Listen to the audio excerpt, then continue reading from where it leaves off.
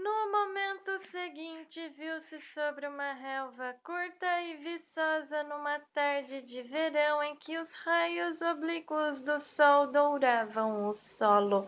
A paisagem que contemplava era uma recorrência tão frequente em seus sonhos que nunca se sentia totalmente seguro de tê-la ou não tê-la visto na vida real. Em suas divagações chamava-a de Terra Dourada. Era um pasto antigo recortado pelas dentadas dos coelhos e percorrido por uma trilha sinuosa com um ou outro promontório de toupeira. Na sebe irregular do outro lado do campo, a brisa balançava muito suavemente os ramos dos olmos, com suas folhas estremecendo de leve em densas massas que lembravam cabelos de mulher. Em algum lugar bem próximo, mas que o olhar não alcançava, havia uma torrente límpida movendo-se devagar. Nela, os roubalinhos nadavam nas poças sob os chorões. A garota de cabelo escuro vinha pelo campo na direção dele. Com um único movimento, ela se despojou da roupa e jogou-a para um lado com desdém. Seu corpo era branco e liso, mas Winston não sentia desejo. Na verdade, mal olhou para aquele corpo, pois estava tomado de admiração pelo gesto da moça jogando a roupa para um lado. Com sua graça e displicência, era um gesto que parecia aniquilar toda uma cultura, todo um sistema de pensamento, como se o grande irmão, o partido e a polícia das ideias pudessem ser todos jogados no nada com um único e glorioso movimento de braço. Aquele era um gesto que também pertencia aos tempos de antigamente. Winston acordou com a palavra Shakespeare nos lábios. A teletela emitia um zumbido de rachar o crânio que se manteve no mesmo diapasão por 30 segundos. Com efeito, eram 7h15 da manhã, hora em que os funcionários dos escritórios precisam se levantar. Winston arrancou o próprio corpo da cama com dificuldade, nu, pois os membros do partido exterior recebiam somente 3.000 cupons de vestuário por ano e um pijama custava 600. E apanhou uma camiseta encardida e um short que estavam jogados sobre uma cadeira. Atividades físicas começariam em 3 minutos. No instante seguinte, ele se viu dobrado ao meio por uma violenta crise de tosse que quase sempre o atacava logo depois que ele acordava. A tosse esvaziara seus pulmões tão completamente que ele só conseguiu voltar a respirar depois que se deitou de costas e aspirou o ar profundamente algumas vezes. Tinha as veias dilatadas pelo esforço de tossir e a úlcera varicosa começara a comichar. Grupo de 30 a 40! Ganhou uma voz feminina de furar os tímpanos. Grupo de 30 a 40! Para seus lugares, por favor. 30 a 40! Winston ficou em posição de sentido diante da teletela, na qual a imagem de uma mulher bastante jovem, muito magra, mas musculosa, vestindo túnica e sapatos de ginástica, já ocupara seu lugar. Dobrando os braços, esticando os braços, berrou ela. Me acompanhem. 1, 2, 3, 4. 1, 2, 3, 4. Vamos lá, camaradas. Quero ver um pouco mais de energia. 1, 2, 3, 4. 1, 2, 3, 4. A dor do ataque de tosse não afastara por completo da cabeça de Winston a impressão deixada pelo sonho, e o movimento rítmico do exercício a recompôs em parte. Enquanto jogava mecanicamente os braços para diante e para trás, ostentando no rosto a expressão de prazer compenetrado vista como correta para a execução das atividades físicas. Ele se esforçava para recuar o pensamento para o período difuso de sua primeira infância. Era extraordinariamente difícil. Até o fim da década de 1950, nenhum problema. Daí em diante, tudo desbotava. Na ausência de todo e qualquer registro externo a que recorrer, até mesmo o contorno de sua própria vida perdia a nitidez. A pessoa conseguia evocar os acontecimentos mais notáveis, que muito provavelmente jamais haviam ocorrido. Lembrava-se de detalhes de incidentes sem conseguir recompor sua atmosfera, e havia longos períodos em branco aos quais não conseguia atribuir fato algum. Naquele tempo tudo era diferente. Mesmo os nomes dos países e suas formas no mapa, tudo era diferente. A pista de pouso 1, por exemplo, na época não era chamada assim. Na época, seu nome era Inglaterra ou Grã-Bretanha, embora Londres, disto ele estava seguro, sempre tivesse se chamado Londres. Winston não conseguia se lembrar de jeito nenhum de uma época em que seu país não estivesse em guerra, mas era evidente que existira um intervalo bastante prolongado de paz durante sua infância, porque uma de suas memórias mais antigas era de um ataque aéreo que aparentemente pegara todo mundo de surpresa. Talvez fosse na época em que Colchester fora atingida pela bomba atômica. Ele não se lembrava do ataque em si, mas lembrava-se da mão de seu pai apertando a sua enquanto os dois desciam correndo para chegar a algum lugar profundamente enterrado no chão, dando voltas e mais voltas numa escada em espiral que retinia debaixo de seus pés e que acabou cansando tanto as suas pernas que ele começou a choramingar e os dois foram forçados a parar para descansar. A mãe, com seu jeito lento e desconectado, vinha logo atrás deles. Trazia sua irmãzinha no colo, ou quem sabe fosse apenas uma trouxa de cobertores que ela carregava. Não sabia muito bem se a irmã já havia nascido àquela altura. Por fim, haviam chegado a um lugar barulhento, entupido de gente, que ele percebera ser uma estação de metrô. Havia pessoas sentadas sobre toda a superfície do piso de pedra e também pessoas comprimidas umas contra as outras, sentadas em beliches de metal, umas por cima das outras. Winston, sua mãe e seu pai arrumaram um lugar no chão e perto deles havia um velho e uma velha sentados lado a lado num beliche.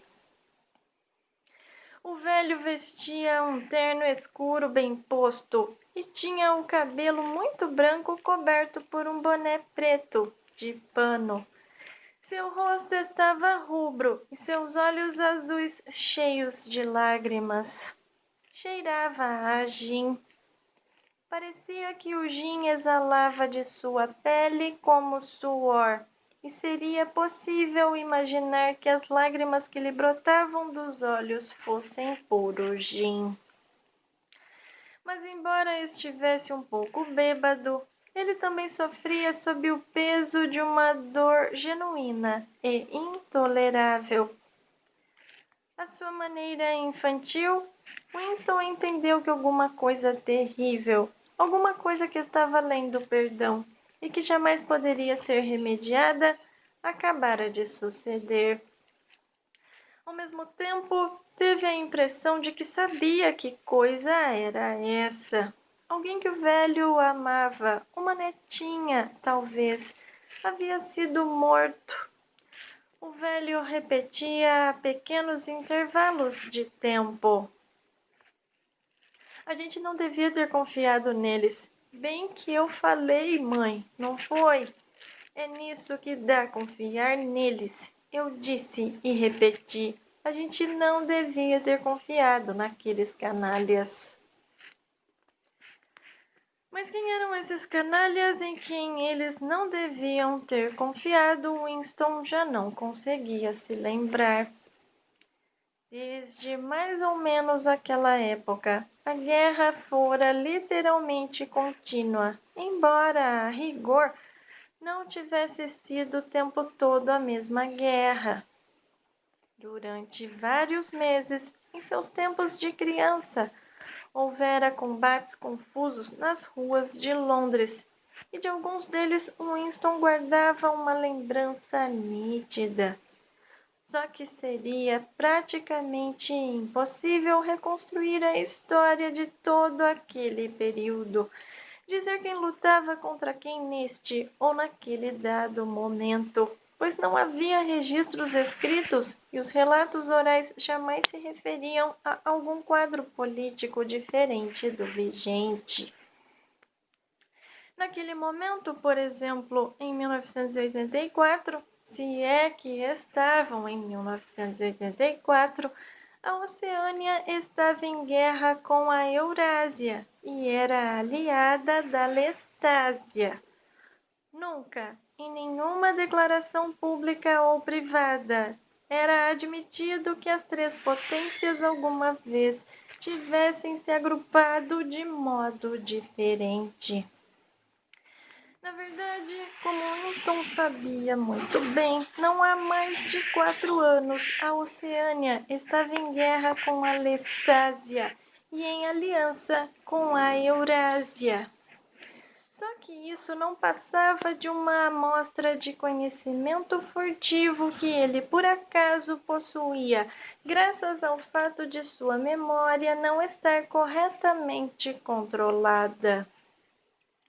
Em termos oficiais, a troca de aliados jamais acontecera. A Oceânia estava em guerra com a Eurásia.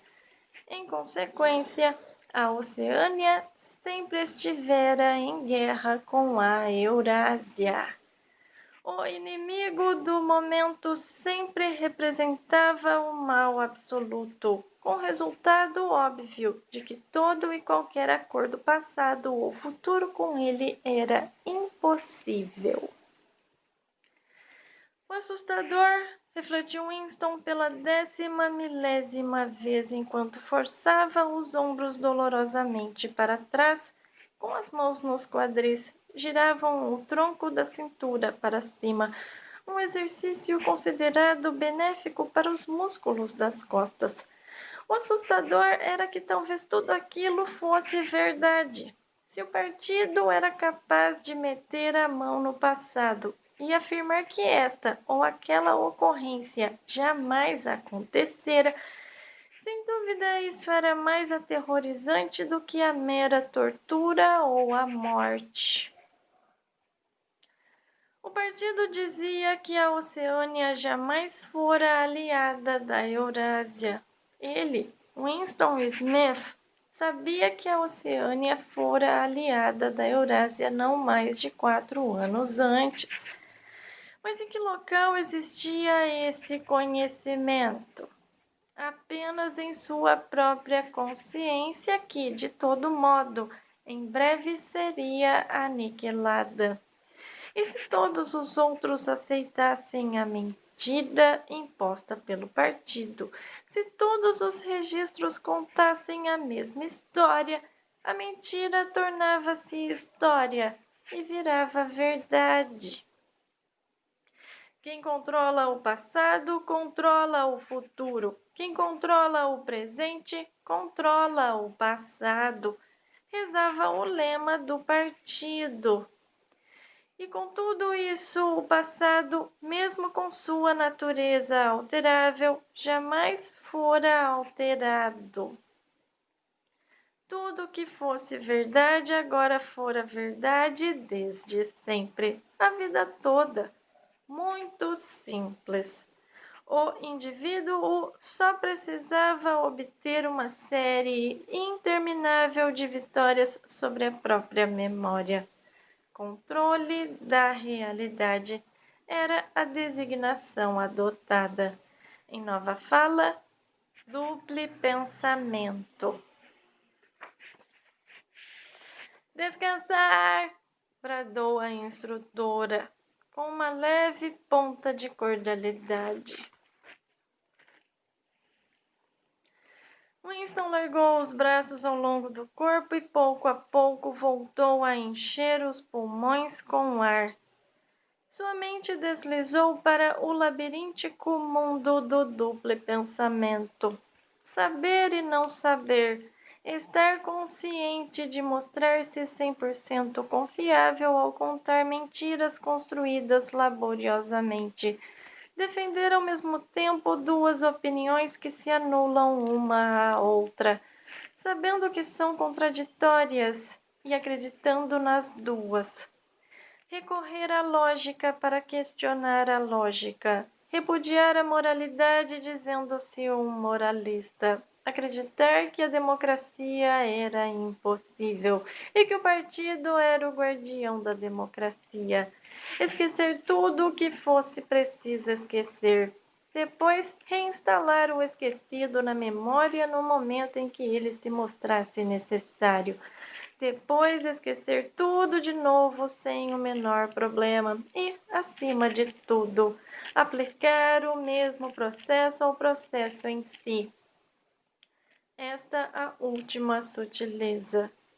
Induzir conscientemente a inconsciência e depois, mais uma vez, tornar-se inconsciente do ato de hipnose realizado pouco antes.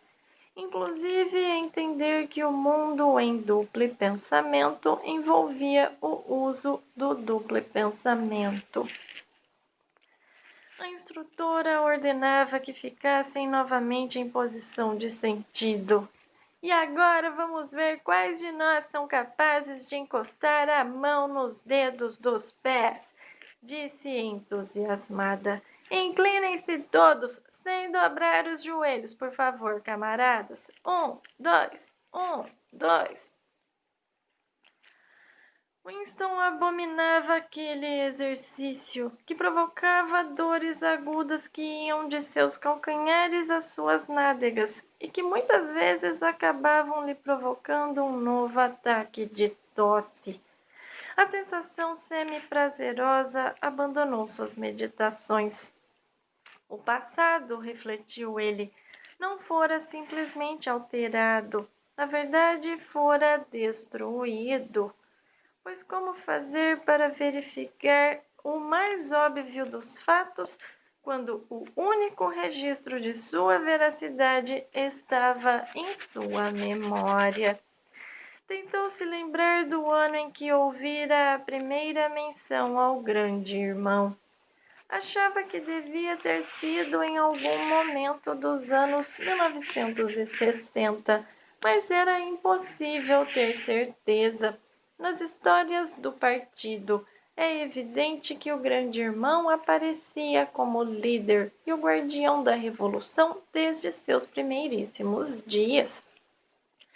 Seus feitos haviam sido recuados gradualmente no tempo até atingir o mundo fabuloso dos anos 1940 e 1950, quando os capitalistas, com seus estranhos chapéus cilíndricos, ainda circulavam pelas ruas de Londres a bordo de grandes automóveis cintilantes ou em carruagens puxadas por cavalos e equipadas com laterais de vidro. Impossível saber o que era verdade e o que era mentira nessa fábula. Winston não conseguia se lembrar sequer da data em que o próprio partido passara a existir. Não lhe parecia que tivesse ouvido a palavra só assim, antes de 1960, mas quem sabe na expressão utilizada pela velha fala, ou seja, socialismo em inglês. ela um dia tivesse sido de uso corrente. Tudo se desmanchava na névoa. Às vezes, de fato, era possível apontar uma mentira específica. Não era verdade, por exemplo, que, como afirmavam os livros de história do partido, o partido tivesse inventado o avião. Winston se lembrava de que na sua mais tenra infância já existiam aviões, só que era impossível provar o que quer que fosse. Nunca havia a menor prova de nada. Uma única vez em toda a sua vida ele tivera nas mãos uma prova documental irrefutável da falsificação de um fato histórico. E naquela ocasião,